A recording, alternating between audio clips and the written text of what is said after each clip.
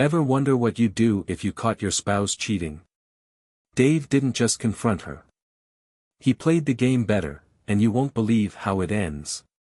You never think it's going to happen to you. I mean, you hear about it, right?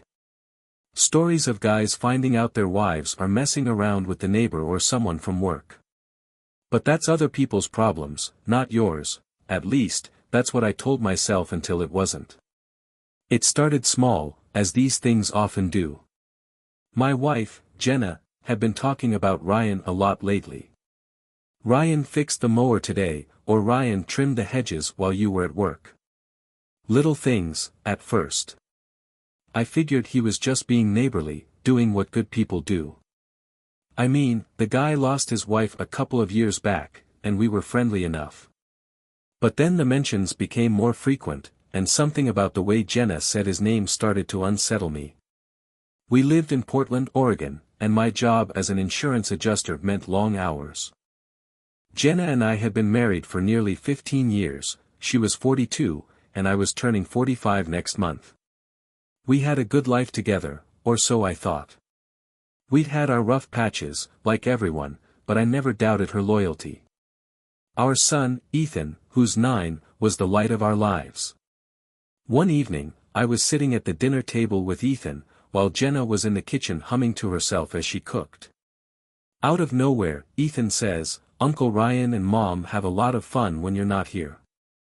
It hit me like a punch to the gut. I kept my face calm for Ethan's sake, but inside, something shifted. My heart pounded as I forced a smile and asked, "What kind of fun, buddy?"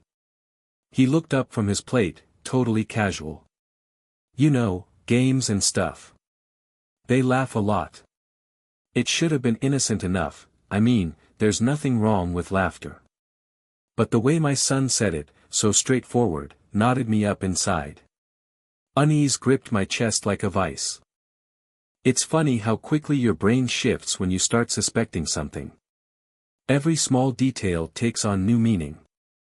I noticed how Jenna had started dressing differently, putting on makeup just to be at home, or wearing clothes that showed more skin than usual.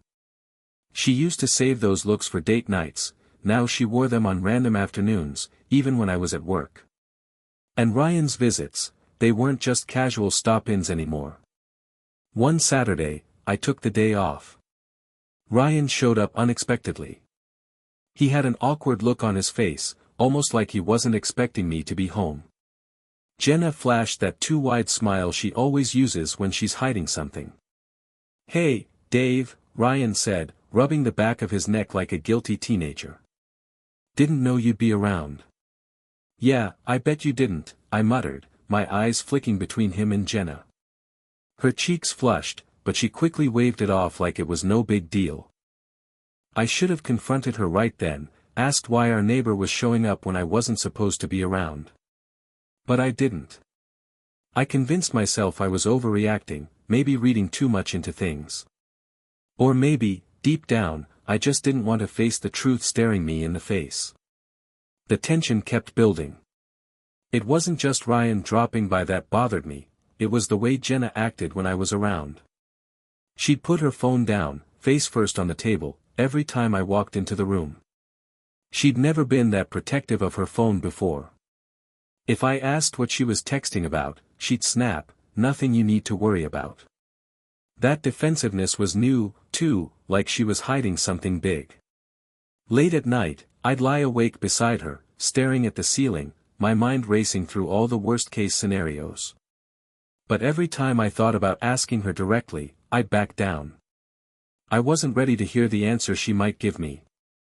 I still wanted to believe that everything was fine, that Ryan was just a neighbor, and Jenna was just bored from being home too much. But that gnawing feeling in my gut never went away. It was like an itch I couldn't scratch, a quiet whisper saying something wasn't right. One night, after putting Ethan to bed, I sat on the couch with a beer, scrolling through my phone, trying to drown out my thoughts. Jenna was in the kitchen, laughing softly as she texted someone. The sound grated on my nerves. "What's so funny?" I asked, glancing up from my phone. Her smile vanished.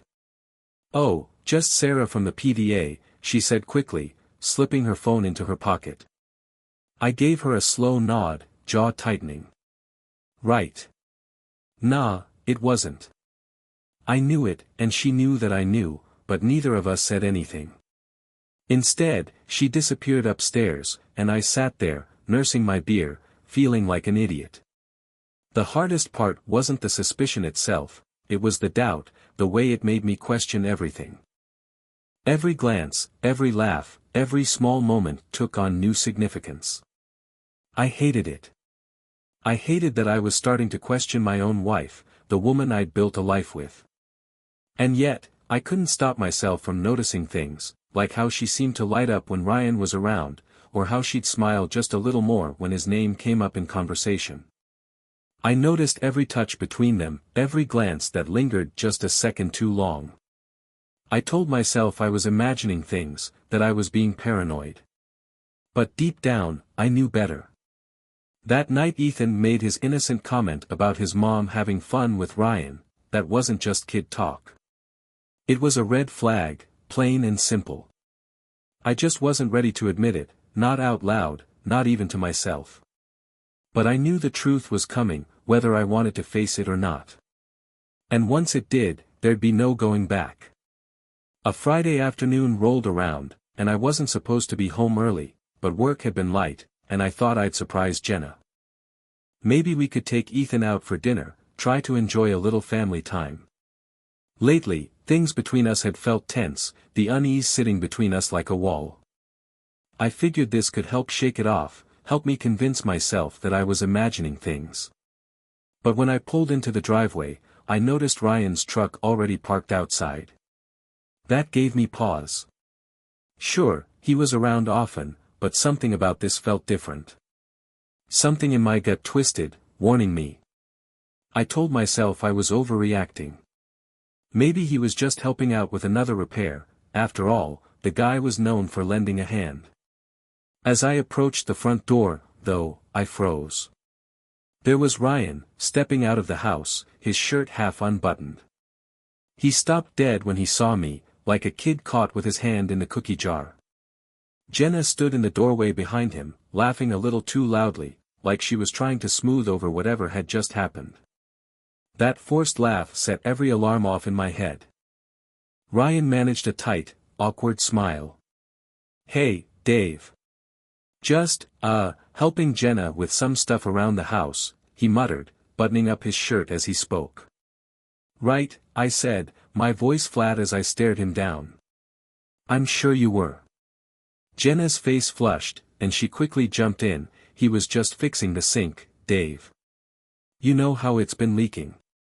Her voice was overly cheerful, her posture tense, like she was bracing for me to call her out on the spot. I wanted to say something, anything, but I just stood there, jaw clenched, watching Ryan shuffle off to his truck. Jenna stood frozen in the doorway, arms crossed, trying to act like none of this was a big deal. That night, things felt worse than ever. Jenna barely spoke to me during dinner, glued to her phone like whatever was on it was more important than her family. I couldn't help but notice how her lips curled into a private little smile every time her screen lit up with a message she quickly hid. My stomach twisted in knots. I told myself I wasn't going to snoop, that I wasn't that guy, the one who goes digging through his wife's phone. But the unease in my chest wouldn't let up. I had to know. Later that night, after Jenna fell asleep on the couch, her phone still clutched in her hand, I knew this was my chance. My heart pounded as I carefully slid the phone from her hand. Unlocking it was easy, her password was still Ethan's birthday. What I found in the messaging app felt like a punch to the gut. There it was, Ryan's name at the top of her messages, along with a string of texts that made my blood run cold. Flirtatious banter, secret meetings, and photos, intimate, explicit things I never imagined she'd send anyone but me.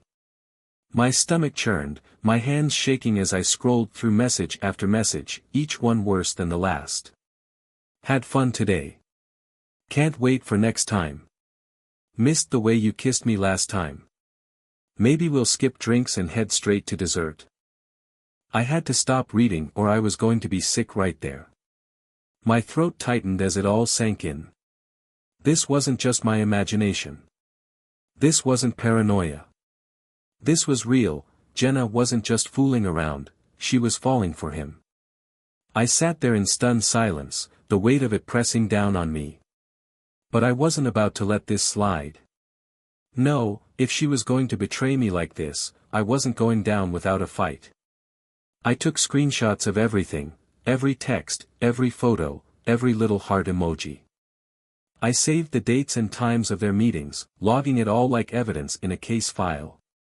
I didn't even know what I was planning to do with it yet, but having it made me feel like I had some control, like I wasn't completely powerless in the face of her betrayal. The following day, I called my old friend Jack Connors. Jack's the kind of guy who doesn't sugarcoat anything. He's a contractor, divorced, and probably the most brutally honest person I know. We met up at a bar nearby, the Rusty Anchor, a local dive with dark wood booths and just the right level of dim lighting. After a few drinks, I spilled everything. "She's sleeping with the neighbor?" Jack asked, his voice low but incredulous. "Damn, Dave. That's brutal." "Yeah," I muttered, swirling my drink. "I saw the messages. They've been sneaking around for who knows how long." Jack shook his head, leaning back in his seat. "File for divorce, man. Don't waste another second on someone who doesn't respect you." I knew he was right, divorce was the logical next step.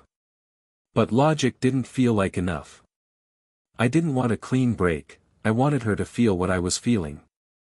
"I'm not just walking away," I said, my voice harsher than I intended. "She's not getting off that easy." Jack gave me a long, hard look, then nodded slowly. "Revenge, huh? Something like that." I didn't have a full plan yet, but one thing was for sure, I wasn't going to roll over and play the victim. If Jenna wanted to mess with me, she was about to find out exactly who she was dealing with. That night, I went home, and she was already asleep, curled up on her side of the bed like nothing had changed, like she hadn't blown up our entire life with those messages. I stared at her for a long moment, wondering how things had reached this point. How the woman I'd married, the woman I'd built a life with, could turn into someone I barely recognized. But it didn't matter anymore. Whatever love I'd once felt for her was buried beneath layers of anger and betrayal. And if she thought I was going to let this slide, she had another thing coming. I wasn't actively looking for a way to get back at Jenna, at least not at first. But a few days later, it felt like the universe handed me the perfect opportunity. I had just pulled into the driveway when I noticed Chloe Daniels, my new neighbor, struggling with a huge box. She was balancing it on her hip while fumbling with her house keys. She'd moved into the neighborhood a few weeks back, and we hadn't spoken much beyond polite hellos. Her dark hair was pulled back, but a few strands clung to her forehead from the effort. "Need a hand?" I called out, walking over. She glanced up, looking relieved. "Oh, thank God, yes. You'd think I was carrying bricks with how heavy this thing is." I took the box from her, surprised at how light it felt. "Are there bricks in here?" I joked, a grin breaking out for the first time in what felt like ages. She laughed, a carefree, easy laugh that was refreshing to hear. "No, just a bunch of camera gear. Welcome to the glamorous life of a photographer." And that's how it started. Simple. Innocent. But there was something about Chloe, this laid-back, down-to-earth energy that made her easy to talk to. She was the exact opposite of Jenna, whose every word these days felt rehearsed, every smile forced. As I helped Chloe carry the box inside, I noticed how natural it felt to talk to her, no awkward pauses, no hidden agendas. "By the way," she said, wiping her forehead with the back of her hand, "I'm Chloe. And you must be Dave, right?" "Yeah," I nodded. "Good to finally meet you." She flashed me a warm smile, the kind that reached her eyes. "Thanks for the help, Dave. I owe you one." A few days later, she knocked on my door, asking if I could help her set up her Wi-Fi. Tech stuff is definitely not my strength, she admitted with a grin. I wasn't about to say no. Inside, her place felt warm and inviting, a stark contrast to the cold tension that had settled over my home. As I fiddled with the router, she made us both coffee, then plopped down on the couch beside me, her legs tucked beneath her. "You're a lifesaver," she said, handing me a mug. "I've been trying to get this thing working all morning." I shrugged. "No big deal, just had to reset a few things." We sat there sipping coffee, and for the first time in weeks, I felt something I hadn't felt in a long time, relaxed. Chloe was easy to talk to, with a playful way about her that was hard to ignore. "So," she said with a sly smile, "what's your story, Dave? Married? Kids?" "Yeah," I replied, my throat tightening a little. "Married. Got a son, Ethan, he's 9. Her eyes sparkled with curiosity. "What's your wife like?" I hesitated, not sure how to answer that. "Complicated," I finally muttered, which made Chloe chuckle softly. "Aren't we all?" she replied, nudging my arm playfully. That little touch, just a brush of her arm against mine, sparked something in me. It wasn't much, but it was more warmth than I'd felt from Jenna in a long time. From that day on, I found reasons to see Chloe more often. I helped her set up furniture, hung pictures on her walls, even fixed a leaky faucet. Each time we worked side by side, our hands would brush, accidentally, or maybe not. There was an energy between us, something unspoken but undeniably real. It wasn't just the flirting, though that was definitely part of it. It was the way she looked at me, like she actually saw me, not as an afterthought or a burden, but as a person. Meanwhile, things with Jenna kept getting worse. She noticed a change in me almost immediately, how I started coming home later without explanation, how I no longer seemed interested in our half-hearted conversations. One night, she cornered me in the kitchen, her arms crossed tightly. "You've been out late a lot recently," she said, her voice sharp. I leaned against the counter, keeping my expression neutral. "Work's been busy." "Since when?" she shot back. "You're an insurance adjuster, Dave, not a surgeon on call." I shrugged, refusing to give her a real explanation. "Stuff comes up." Her jaw clenched, and I could see the frustration simmering just below the surface. "You think I don't notice when you lie to me?" she hissed. "I'm not stupid, Dave." I didn't flinch. "Funny, that's exactly what I was going to say to you." That shut her up, at least for the moment. But I could see the cracks starting to form. She wasn't stupid, she knew something was up, and it was driving her mad. And honestly, I liked it. Every time I spent time with Chloe, whether we were assembling IKEA furniture or chatting over coffee, it felt like I was reclaiming a piece of myself Jenna had chipped away over the years. And knowing that it was eating Jenna alive? That was just the icing on the cake. Of course, I wasn't naive enough to think Chloe was some kind of saint. She was sharp and picked up on my barely hidden anger almost immediately. "You've got a lot on your mind," she said one evening as we sat on her porch, sipping a couple of beers. "I can tell." "Yeah," I admitted, not even trying to hide it. She tilted her head, studying me for a moment. "You ever think about just letting it all out? Saying screw it and doing whatever makes you happy for once?" I gave her a sideways look, a slow grin spreading across my face. "Maybe." It wasn't just a maybe. I knew exactly what I was going to do. I was going to make Jenna pay for what she'd done, for every lie, every secret, every stolen moment with Ryan. And Chloe? She was going to help me do it. Jenna had played her game, now it was my turn. And I was going to play it better. It was a Thursday night when I decided it was time to stop playing it safe and start acting. I texted Chloe, asking if she wanted to grab dinner. She responded almost instantly, "Thought you'd never ask," with a winking emoji. I told Jenna I was going out to meet an old friend, barely making any effort to mask the lie. She didn't argue, but the tightness in her jaw told me she wanted to. Good. Let her stew in it. At the restaurant, the Blue Heron, Chloe was already waiting when I arrived, a mischievous grin playing on her lips. She wore a sleek black dress that hugged her figure, her dark hair cascading over one shoulder. When she saw me, her eyes lit up with that familiar, playful energy. "Wow," she said, standing to greet me. "You clean up nicely, Dave."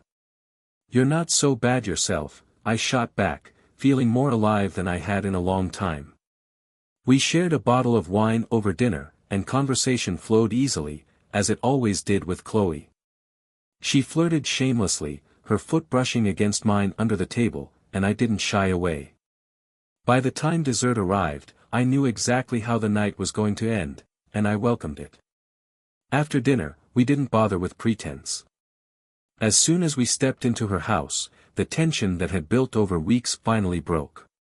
Clothes hit the floor, hands roamed freely, and for the first time in what felt like forever, I didn't feel second best.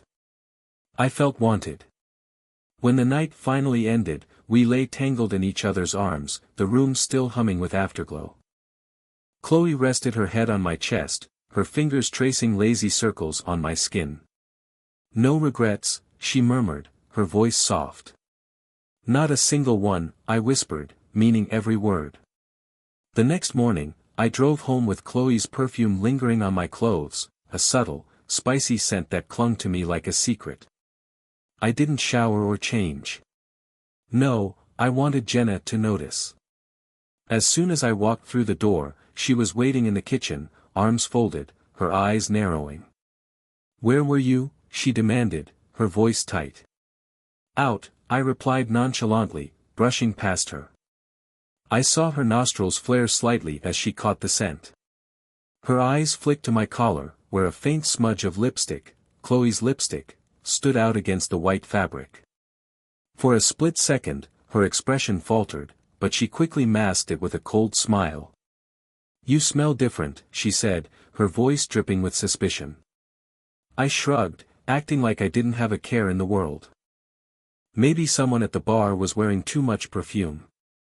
I could practically feel her seething, but she didn't press further, not yet.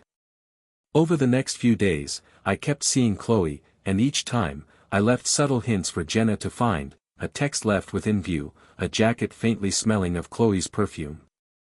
The first time Jenna found one of the messages, she tried to play it cool, but I could see her jealousy brewing. "Who's Chloe?" she asked one evening as I came in late from one of my work meetings. "A friend," I replied with a shrug, barely looking at her. "A friend?" she repeated, her voice rising just slightly. "Yep," I replied, deliberately vague, loving how the uncertainty was eating her alive. She tried to keep calm, but it didn't last. One night, after I'd left my phone charging in the living room, I caught her snooping through it. She didn't notice me standing in the hallway, watching her scroll through the messages between me and Chloe. The moment she saw the flirty, unmistakably intimate texts, her face twisted with rage, jealousy, and hurt, all of it simmering beneath the surface. She slammed the phone down on the counter, her hands trembling. When she saw me standing there, her expression shifted to something desperate and accusatory. "So, this is what you've been doing," she hissed. "Running around with some woman behind my back." I crossed my arms, meeting her glare with cold indifference. "Funny," I said, my voice calm. "I was going to ask you the same thing about Ryan." That shut her up, at least momentarily. Her face went pale, and she opened her mouth to argue, but no words came out. She knew she had no right to be angry, not after what she'd done. But that didn't stop her from trying. "This is different," she stammered, her voice cracking. "What you're doing is, it's even." "Exactly what it is," I interrupted, my tone sharp. Jenna stood there, stunned, her hands balling into fists. "You're disgusting," she spat. I just smiled. "Takes one to know one." After that, things between us hit rock bottom. Every conversation turned into a fight, every interaction dripping with bitterness and resentment. And through it all, I kept seeing Chloe, savoring every moment of the affair and the twisted satisfaction it brought. Jenna tried to keep up appearances, but she was unraveling bit by bit. She had played her game and lost, and now she had to watch as I played mine, better, colder, and without a shred of guilt. And the best part? I wasn't done yet, not by a long shot. It was only a matter of time before everything came crashing down. When you play these kinds of games, it's not about if you'll get caught, it's about when. And one morning, it all exploded right there in our front yard. Chloe had stopped by to drop off a camera lens she borrowed from another photographer. Just an excuse to see me before her next shoot. We stood outside, leaning against my truck, making small talk as if we didn't have a care in the world. I should have felt guilty, standing there laughing with her. But I didn't. I felt free. And then Jenna came out. The second she saw us, her face twisted with rage. Her lips curled, her eyes dark. For a brief second, I thought she might actually slap me right there in front of Chloe. Instead, she marched over, fists clenched, her voice shaking with fury. "What the hell is this?" she hissed, her eyes darting between me and Chloe. "Morning," I said, as if this was the most normal thing in the world. "Don't morning me, Dave. Is this what you've been doing? Sneaking around with her?" Jenna's voice cracked, loud enough to draw the attention of a few neighbors across the street. Chloe took a step back, her hands raised like she wanted no part of the fight. Smart girl. That's when Ryan appeared, jogging over from his yard with that same stupid look on his face, the one he always wore when he thought he was coming to save the day. "Jenna, maybe you should calm down," he said, placing a hand on her shoulder. "Not your fight, Ryan," I said, my voice low and cold. "This is between me and my wife. And you were never welcome here." Ryan's mouth opened, but no words came out. He understood what I meant. He gave Jenna one last awkward glance before retreating to his side of the yard, leaving her to face me alone. Her whole body was shaking, but it wasn't just anger, it was something darker, something vulnerable. "So it's true," she whispered, her voice full of disbelief. "You're cheating on me with her?" I didn't flinch. I didn't look away. I just stood there, as calm as ever, and said the words I'd been waiting to say for weeks. "Now we're even." Jenna's face fell apart right in front of me. All the anger, the jealousy, it melted away, leaving only shock and humiliation. She stood there, staring like she couldn't believe what she'd just heard, like she thought she still had some kind of hold over me. But she didn't, not anymore. Her knees buckled, and she sank onto the porch step, burying her face in her hands.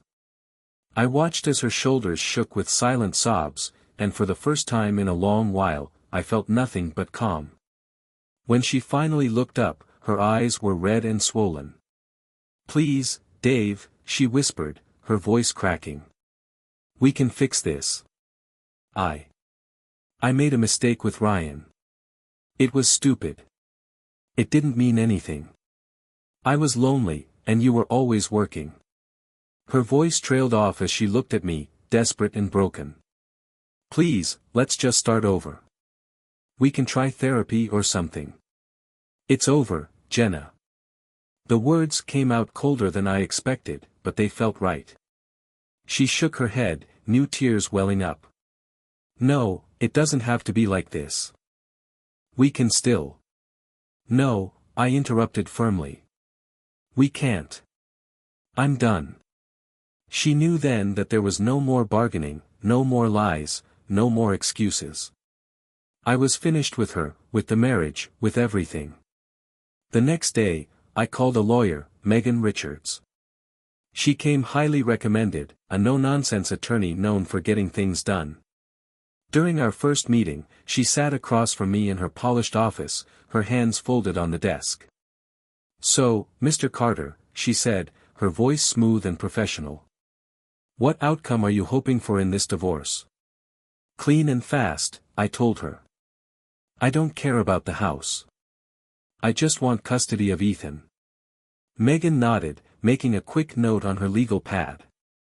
I can make that happen. There was no hesitation, no doubt in her voice. She knew exactly what she was doing, and for the first time since everything started, I felt like I had someone in my corner. The process wasn't going to be easy, divorces never are, but I was ready for it, ready to close this chapter and start fresh. When I got home that evening, Jenna was sitting on the couch, staring blankly at the TV. She didn't even look up when I walked in. I talked to a lawyer today, I said, standing in the doorway. Her shoulders sagged, and she let out a shaky breath. You really mean it, don't you? Yeah, I said quietly. I do. There were no more fights after that, no more shouting matches or desperate pleas, just silence, thick and heavy, like the calm after a storm. And in that silence, I realized something.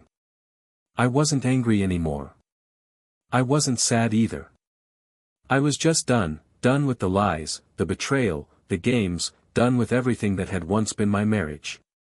For the first time in what felt like forever, I could breathe again. And it felt damn good. The divorce went faster than I expected, but it wasn't any less painful. Megan Richards did her job with ruthless efficiency. Papers were filed, hearings scheduled, and within a few months, it was official, Jenna and I were done. She kept the house, just as I told Megan I didn't care about it. All I wanted was a fresh start. And with custody of Ethan secured, I had what mattered most. The day I moved into my new apartment was strange, a mix of relief and a gnawing emptiness. When you end a marriage, no matter how broken, it still leaves a hole. I threw myself into old hobbies, hoping they'd fill the space Jenna's betrayal left. I went fishing more often, waking up at dawn to cast my line into quiet waters, letting the calm settle over me. I started hiking again, losing myself on trails and pushing my body just to feel something. Hell, I even hit the gym, trying to shake off the years of resentment and frustration that had built up. Chloe and I kept seeing each other for a while. It was good, casual, no strings. But it didn't take long to realize that what we had wasn't sustainable. She was a distraction, a way for me to prove something to myself after Jenna's betrayal. But distractions only last so long. One morning, as I lay in her bed, staring at the ceiling, I knew it was time to let go. When I told Chloe we needed to stop seeing each other, she just smiled, soft and understanding. I was wondering when you'd figure that out, she said, giving me a gentle kiss on the cheek. Take care, Dave. And just like that, she was gone, leaving behind nothing but good memories and a clean break, exactly what I needed. Meanwhile, Jenna kept trying to reach out. She called, texted, even sent emails. At first, I ignored it all. Then, when she wouldn't stop, I blocked her number. I wasn't interested in reopening old wounds. I had spent enough time stuck in the past, it was time to move forward. Ryan disappeared from the neighborhood not long after the divorce was finalized. No goodbye, no explanation, just gone. I didn't ask questions. Maybe Jenna had become too much for him, or maybe he didn't want to deal with the fallout. Either way, it wasn't my problem. She could deal with her own mess now. Months later, at a mutual friends gathering, life threw me a curveball I didn't see coming. I was standing by the grill, minding my own business, when Rachel Martin walked over and introduced herself. Hey, you're Dave, right? Jack mentioned you'd be here. Rachel was different. She wasn't flashy or over the top, just kind, thoughtful. There was a warmth in her eyes that caught me off guard, a quiet strength in her smile. We started talking, and before I knew it, the hours slipped away. She told me about her divorce, how hard it had been, how it had changed her. I told her about mine, and for the first time, I didn't feel like I was rehashing old wounds. Talking to Rachel felt natural, like meeting someone who understood without needing every detail. We started seeing each other after that. Nothing rushed, nothing complicated, just two people figuring things out one day at a time. And slowly, the walls I'd built around myself began to crumble. For the first time since my marriage ended, I felt a glimmer of something real, something beyond revenge or distraction. Jenna tried reaching out one last time, but I didn't flinch. I deleted her voicemail without listening, knowing there was nothing she could say that would change what was done. The past was the past, and I wasn't dragging it with me anymore. One morning, I stood by the lake, fishing rod in hand, watching the sun rise over the water. The world felt still and quiet, like everything had finally settled. I thought about Jenna, about Ryan, about all the anger and bitterness that once consumed me. Revenge had been sweet, sure, but it was fleeting, like a firework that lights up the sky for a moment, only to leave you in the dark again. What truly set me free wasn't making Jenna pay, it was letting go, walking away from the wreckage without looking back. And as I stood there, the weight of the past finally lifted from my shoulders. I smiled. For the first time in a long while, I felt truly free. And damn, it felt good.